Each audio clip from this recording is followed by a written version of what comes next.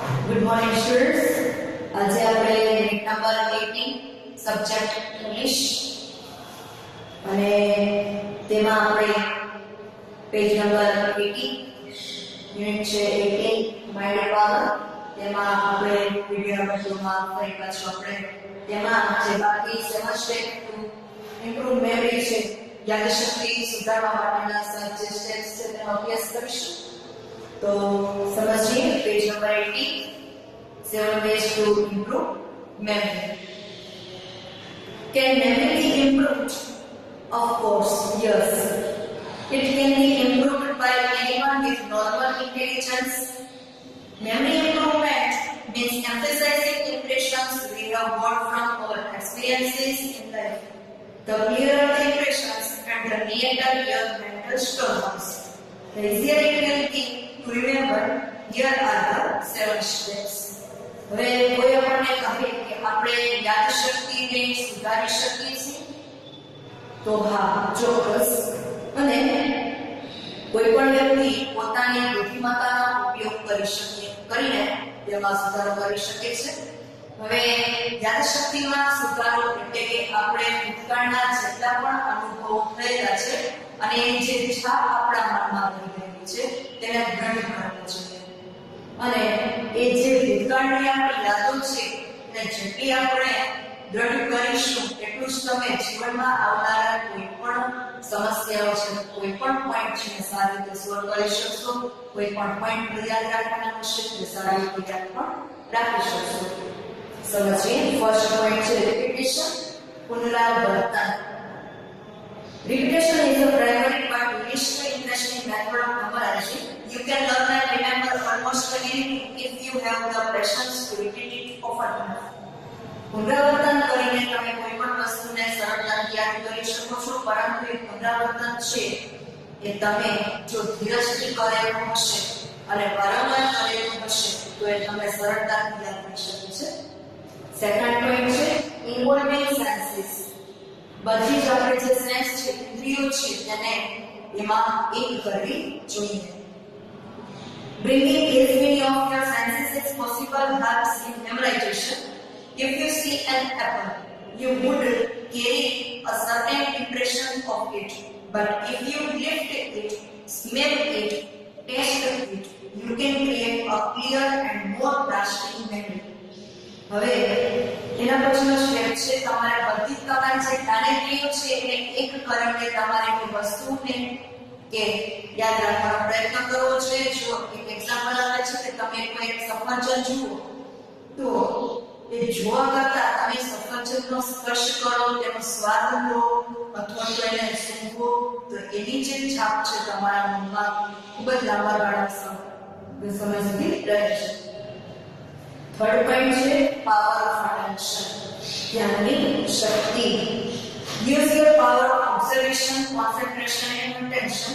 Attention means silent taking everything except the thought or experience you want to remember. તમારે નિરીક્ષણ કરવાનું, observation એટલે નિરીક્ષણ, કોન્સન્ટ્રેશન એકાગ્ર અને અટેન્શન એટલે ધ્યાન આપવાની શક્તિનો ઉપયોગ કરવો જોઈએ. હવે ધ્યાન કેન્દ્રિત કરવું એટલે શું? એટલે કે તમે જે વસ્તુ યાદ રાખવા માંગો છો તેના સિવાયના કોઈ પણ પરિબળો કે વિચારો તમારા મનમાં આવવા જોઈએ નહીં. ફોર્થ છે એસોસિએશન, જોડાણ. Imagine someone telling you his name and address, Mohan to Gandhi Road. An obvious association can be made. Mohandas Karamchand Gandhi, birthday 2nd October. Everyone has in his mind many facts to which he can connect new facts by association. But remember, the simpler our association, the less permanent created memory. કોઈ પણ વસ્તુને આપણે બીજી વસ્તુ સાથે જોડીને પણ આપણે વસ્તુ યાદ રાખી શકીએ છીએ. કોઈ વ્યક્તિ પોતાનો એડ્રેસ કહે કે મોહન ટુ ગાંધી રોડ, તો આપણે દેખીતી રીતે એમાં જોડાણ કરીએ કે મોહનદાસ કરમચંદ ગાંધી, એની બર્થ ડેટ છે 2nd ઓક્ટોબર. તો આ રીતે આપણે બીજી વસ્તુને પણ અમુક વસ્તુઓ સાથે જોડીને આપણે યાદ રાખી શકીએ છીએ.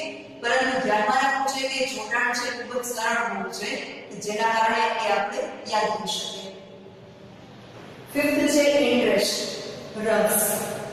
If you are genuinely interested in the object, you will never forget it. Try to develop deep interest in the subjects or situations you want to remember. હવે જે વસ્તુમાં આપણને રસ હશે એ વસ્તુ આપણને સરળતાથી યાદ થઈ જશે અને એ કોઈ પણ પરિસ્થિતિ હોય કોઈ પણ વિષય હોય એમાં આપણે જો ઊંડો રસ દાખવીએ તો આપણને યાદ કરવું સરળ બને છે. 6 છે અન્ડરસ્ટેન્ડિંગ, સમજવું. If you do not understand a subject or situation, you cannot be expected to remember it. You must know the logical relations between all the given facts. કોઈ પણ વસ્તુને કોઈ પણ વિષયને યાદ રાખવું હોય તો આપણે સૌપ્રથમ તેને ખૂબ જ ધ્યાનપૂર્વક સમજવું પડે. ત્યાર પછી એ આપણે યાદ રાખવામાં ખૂબ જ સરળ બની રહે છે. 7 છે સિલેક્શન, પસંદગી. No one can remember everything to select the things which are important for you to remember. Many people try to remember telephone numbers, but it is wiser to save the mental energy for more important work. હવે આપણે એક સાથે ઘણી બધી વસ્તુઓને યાદ રાખી ન શકીએ. એવા સમયે છે ખૂબ જ મહત્વની વસ્તુ હોય તેના ઉપર આપણે ધ્યાન કેન્દ્રિત કરવું છે.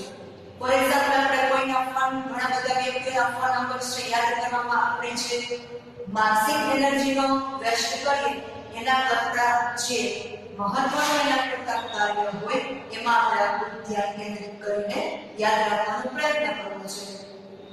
તો સ્ટુડન્ટ્સ આપણે યુનિટ નંબર 18 માઇન્ડ પાવરમાં જે આ 7 સ્ટેપ્સ ટુ ઇમ્પ્રુવ મેમરી છે તેનો તમે ફરી પાછો અભ્યાસ કરશો. પ્લસ સ્વાધ્યાય પોથીમાં આવતી તેના આધારે કોઈ પણ એક્સરસાઇઝ હશે તે તમે કમ્પ્લીટ